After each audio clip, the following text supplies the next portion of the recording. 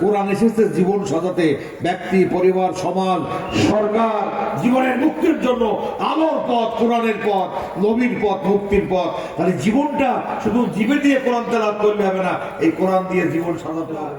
গোটা দুনিয়ার সমস্ত পয়গম্বরদের সিরাতে মুস্তাকিমে, বাবা আদম থেকে আমার নবী পর্যন্ত সমস্ত পয়গম্বর যার জন্য জান, মাল, জীবন, সম্পদ দিয়েছে, নূহ আলাইহিস সালামের গলায় দড়ি দিয়ে টেনে বেরিয়েছে জনপদে। আহা, বাবা ইব্রাহিম আলাইহিস সালামকে নমরুদ বাদশা আগুনের মধ্যে ফেলে দিয়েছে।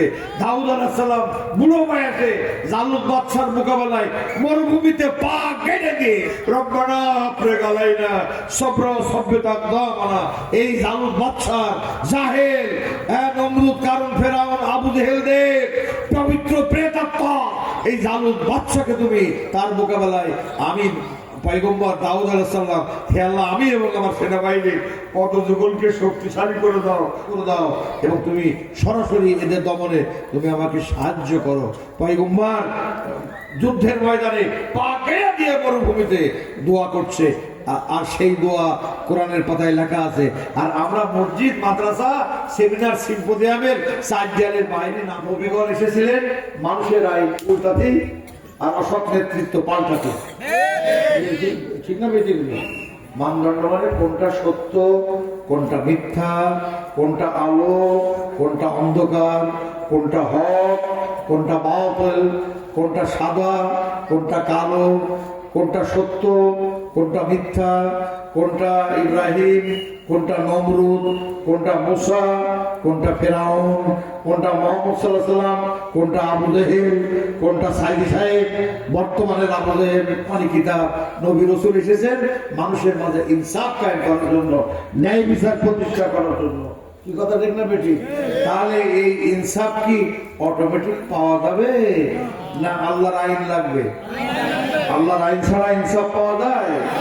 আচ্ছা ঠিক আছে, তা যায় না।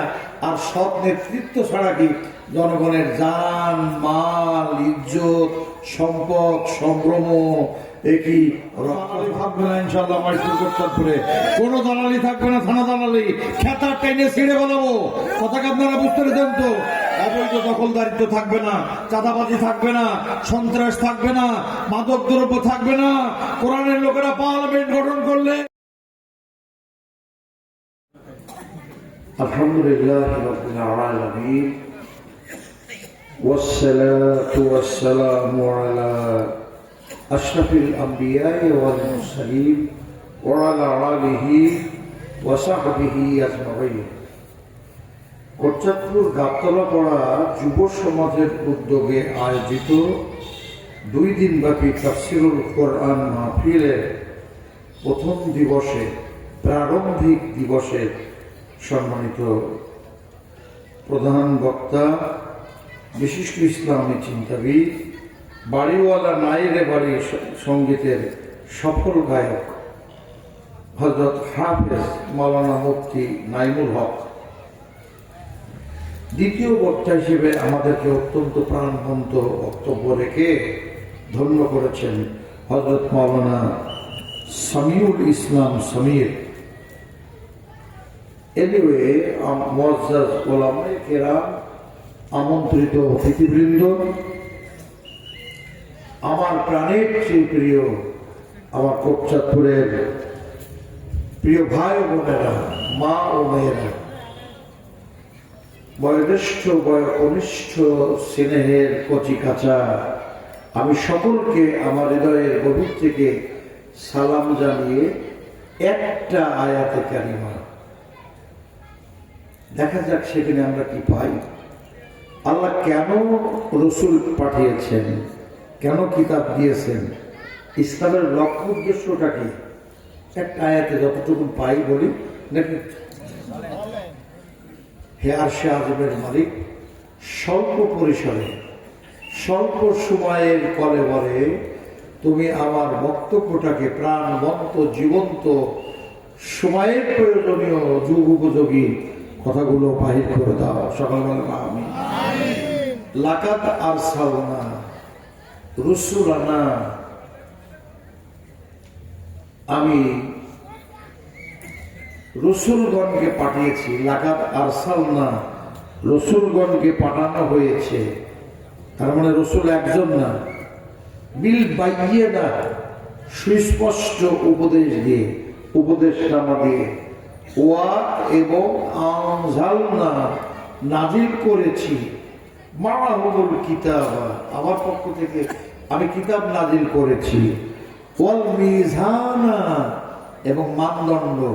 কোরআন পাকে ৬৯টা নাম আছে, তার একটা নাম মানদণ্ড, মিজান। বুঝতে এখন মানদণ্ড মানে কি? মানদণ্ড মানে কোনটা সত্য, কোনটা মিথ্যা, কোনটা আলো, কোনটা অন্ধকার, কোনটা হক, কোনটা বাতিল, কোনটা সাদা, কোনটা কালো, কোনটা সত্য, কোনটা মিথ্যা, কোনটা ইব্রাহিম, কোনটা নমরুদ, কোনটা মুসা, কোনটা ফেরাউন, কোনটা মুহাম্মদ সাল্লাল্লাহু আলাইহি ওয়াসাল্লাম, কোনটা আবু জেহেল, কোনটা সাইদি সাহেব, বর্তমানের আবু জেহেল। কথা ঠিক না বেঠিক? এটা আলাদা করে দেয়, ওই টু মেক প্রপার ডিফারেন্সিয়েশন, অর্থাৎ সত্য মিথ্যা পার্থক্য করার জন্য এই মানদণ্ডকে আমি জমিনে নামিয়ে দিলাম। আর কি দিলাম? কেন দিলাম? লিয়াকুমান নাসু বিল কিসত, মানুষের মাঝে ন্যায় ও ইনসাফ, সুবিচার কায়েম করার জন্য, in every hearts and homes of the people, nook and corner of the people, জনগণের দুয়ারে দুয়ারে ন্যায় ও ইনসাফে মানব সেবার জীবন্ত পতাকা ওড়ানোর জন্য। যারা বলেন সুবহানাল্লাহ। লক্ষ্য উদ্দেশ্য বুঝেছেন? কেন কেন সৃষ্টির জীবন্ত কারখানা দাঁড়িয়ে আছে? কেন যুগে যুগে আসমানি কিতাব, নবী রাসূল এসেছেন মানুষের মাঝে ইনসাফ কায়েম করার জন্য, ন্যায় বিচার প্রতিষ্ঠা করার জন্য। কি কথা ঠিক না বেটি? তাহলে এই ইনসাফ কি অটোমেটিক পাওয়া যাবে, না আল্লাহর আইন লাগবে? আল্লাহর আইন ছাড়া ইনসাফ পাওয়া যায়? আচ্ছা ঠিক আছে, তা যায় না।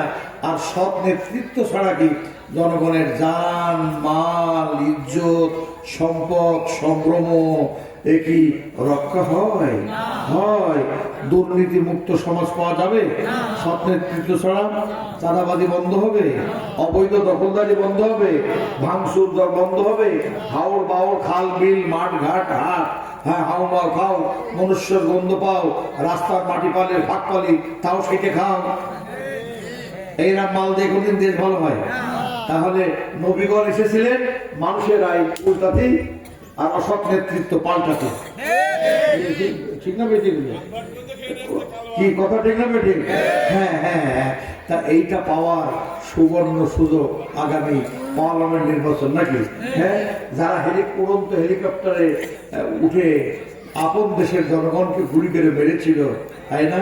আমার রংপুরের আবু সাইদ শুভ মুগ্ধ, আহা এমনি বৈষম্য বিরোধী আন্দোলনের তরুণ ছাত্র সোনামানিকদের রক্তে রঞ্জিত অর্জিত বাংলার দ্বিতীয় স্বাধীনতা, জুলাই আগস্টের আন্দোলন পাড়ি দিয়ে 5ই অগস্টে, তাই না? কথাটা ঠিক না বেটে?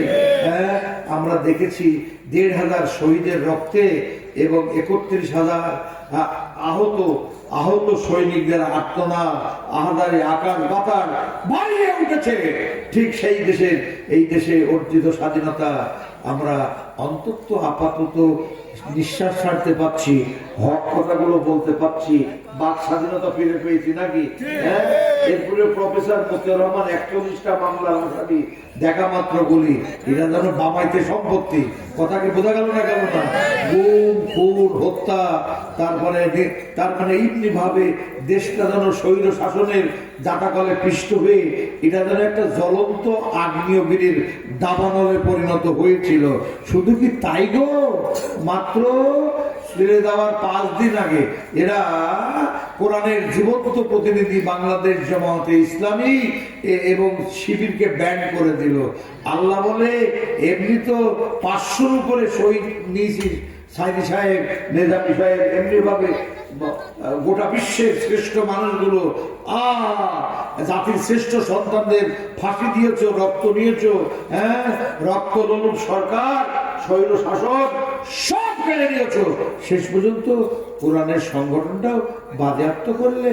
আমি আল্লাহ তোমাদের ব্যান করে দিলাম, চিরজনমের মতো দিল্লির মামা বাড়ি চলে যাও। কি কথা দেখা বেটে? করে দিয়েছেন। এই জন্য আসুন, হ্যাঁ, আমরা গোটা দুনিয়ার সমস্ত পয়গম্বরদের সিরাতে মুস্তাকিমে বাবা আদম থেকে আমার নবী পর্যন্ত সমস্ত পয়গম্বরদের জন্য জান মাল জীবন সম্পদ দিয়েছে। নূহ আলাইহিস সালামের গলায় দড়ি দিয়ে টেনে বেরিয়েছে জনপদে। আহা, বাবা ইব্রাহিম আলাইহিস সালামকে নমরুদ বাদশা আগুনের মধ্যে ফেলে দিয়েছে। দাউদ আলাইহিস সালাম বুড়ো বয়সে জালুত বাদশার মোকাবেলায় মরুভূমিতে পা কেটে দিয়ে তিনি বলতেন, রব্বানা আফরিগ আলাইনা সাবরা ওয়া সাব্বিত আকদামানা ফানসুরনা আলাল কওমিল কাফিরিন। হে আখিরাতের মালিক, রব্বানা আফরিগ আলাইনা সাবরা ওয়া সাব্বিত আকদামানা। এই জালুত বাদশা জাহেল, নমরুদ, কারণ ফেরাউন, আবু জেহেলদের পবিত্র প্রেতাত্মা এই জালুত বাদশাকে তুমি তার মোকাবেলায় আমি পয়গম্বর দাউদ আলাইহিস সালাম, হে আল্লাহ, আমি এবং আমার সেনাবাহিনী পদযুগলকে শক্তিশালী করে দাও।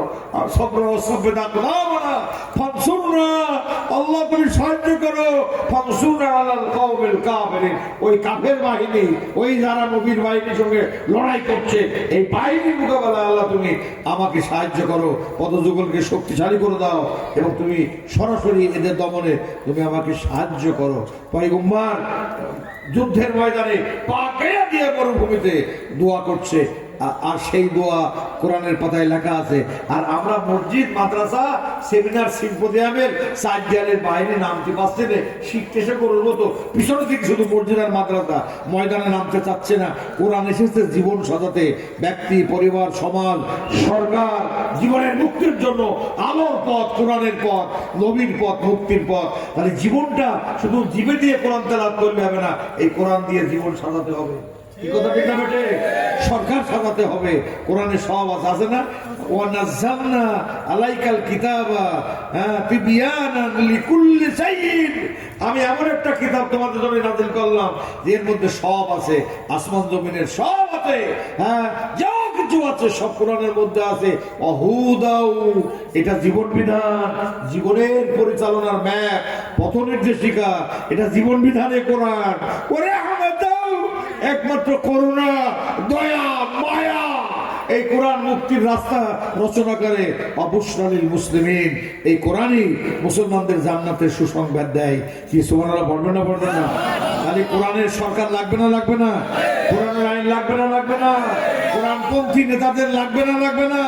সমস্ত ইসলামপন্থীদেরকে ঐক্যবদ্ধ ভাবে হিমালয় পাহাড়ের মতো দাঁড়িয়ে মাথা তুলে জাহিলিয়াতের মোকাবেলায় লড়াইয়ের ময়দানে আগামী পার্লামেন্টে কালেমার পতাকা উড়িয়ে এটাকে কোরআনের বাংলায় পরিণত করতে হবে। আপনারা কি রাজি আছে? কারা কারা রাজি আছেন? হাত তুলে দেখুন।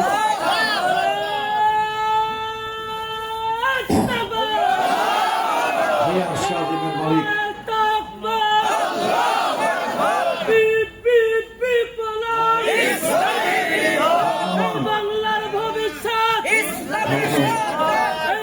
পার্লামেন্ট থেকে শুরু করে আস্তে আস্তে আস্তে পার্লামেন্ট থেকে শুরু করে আমরা ওয়ার্ড মেম্বার, কাউন্সিলর পর্যন্ত কোরআন বিরোধীদেরকে আনচ্যালেঞ্জড যেতে দেব না ইনশাআল্লাহ। আল্লাহর আইন চাই, সত্যকে শাসন চাই। আচ্ছা, আমরা গাছ লাগিয়ে কি কমলা পাওয়া যায়? কমলা গাছ লাগিয়ে কাঁঠাল পাওয়া যায়? আচ্ছা, ফেরাউনের বাচ্চাদের কাছে কি তৌরাত পাওয়া যাবে? আবু জেহেলের বাচ্চাদের কাছে কি কোরআন পাওয়া যাবে? না। কোরআনের নেতৃবৃন্দের কাছে আল্লাহর আইন পাওয়া যাবে। কোরআনের নেতৃবৃন্দের কাছে, নবীর অনুসারীদের কাছে, হ্যাঁ, সব ধরনের নিরাপত্তা পাওয়া যাবে। সেটেলমেন্ট অফিসে হারাম খেয়ে গরিব কৃষকদেরকে ঘুরিয়ে ঘুরিয়ে ঘুরিয়ে দলিলের নাম পত্তন করা বের করে দেবো যদি আমরা পার্লামেন্টে যেতে পারি ইনশাআল্লাহ। কোনো দালালি থাকবে না ইনশাআল্লাহ। মাইসুরপুরে কোনো দালালি থাকবে না, থানা দালালি খেতা টেনে ছিঁড়ে বানাবো। কথাকে আপনারা বুঝতে পেরেছেন তো? অবৈধ দখলদারিত্ব থাকবে না, চাঁদাবাজি থাকবে না, সন্ত্রাস থাকবে না, মাদক দ্রব্য থাকবে না। কোরআনের লোকেরা পার্লামেন্ট গঠন করলে হযরত ওমরের সেই কথাটা সামনে মনে পড়ে। ওমর রাদিয়াল্লাহু তাআলা আনহু ফজরের নামাজের ইমামতি করার পরে তখন ভোরের লালিমা কালো তখনও যায়নি, পুরো ফর্সাই আসেনি। ওমর রাদিয়াল্লাহু তাআলা বলেছিলেন, ওরে মদিনার আকাশের দূর নীলিমার উড়ন্ত পাখিরা, নেমে এসো নেমে এসো। গোম ছিটাচ্ছিলেন আর বলছিলেন, নেমে এসো নেমে এসো। খলিফার হাত থেকে খাবার গ্রহণ করো, আল্লাহর দরবারে নালিশ করবা, তা হবে না। ওমরের হাত থেকে খাবার গ্রহণ করো। ওমর মাঝে মধ্যে কাঁদতেন আর বলতেন, ওই টাইগ্রিস নদীর ধারে রাস্তা বাঁধার অভাবের কারণে একটি গাধা যদি পা পিছলে পড়ে মরে যায়, ওরে তুমিও ওমরের বিরুদ্ধে ফরিয়াদ করবা। হ্যাঁ, রাতের অন্ধকারে প্রজাদের পাহারা দিতে বিশ্বাস করেন। আমরা নেতা হতে হব না, আমরা এমপি হব না, আমরা হব জনগণের খাদেম, পাহারাদার, চৌকিদার। ইনশাআল্লাহ আগামী পার্লামেন্ট নির্বাচনকে সামনে নিয়ে দেশ ও জাতি গঠনে চলো চলো কোরআনের পথে চলো, নবীর রাস্তা ধরো, কালেমার ঝান্ডা হাতে নাও, সদায় দাঁড়াও পায়ের গোড়ালি শক্ত করে। হ্যাঁ, সমস্ত দলমত নির্বিশেষে, হ্যাঁ, সমস্ত ইসলামপন্থীদেরকে ঐক্যবদ্ধ হয়ে কালেমার মানব সেবার জীবন্ত পতাকা না ওড়ানো পর্যন্ত আমাদের কলিজা ঠান্ডা হবে না। আমরা স্বাধীনতা পেয়েছি, এখনো কোরআন পাইনি, নবীকে পাইনি। কোরআন আর নবীকে শুধু জায়নামাজে আর আর বিয়ে পড়ানো আর জানাজা পড়ানো আর এজাবাজমের ফারায়ের এই কটা জায়গায় আছে, আর কোনো জায়গায় আল্লাহ নবীর জায়গা নেই। শয়তান বসে আছে, শয়তানকে সব জায়গা থেকে তাড়িয়ে জাহিলিয়াত মুক্ত কোরআনের আলোর সমাজ গড়তে হবে, আদর্শ মহেশপুর গড়তে হবে। আপনারা কি রাজি আছেন? আমি প্রফেসর মতিউর রহমান, আমার সঙ্গে লড়াই করতে রাজি আছেন? আল্লাহ আমাদেরকে সকলকে কবুল করুন, আমিন। আসসালামু আলাইকুম ওয়া রাহমাতুল্লাহ। আমি তো 3 মিনিট বেশি বললাম, আমার নিজের জায়গা তো গাবতলা পড়া। আসসালামু আলাইকুম।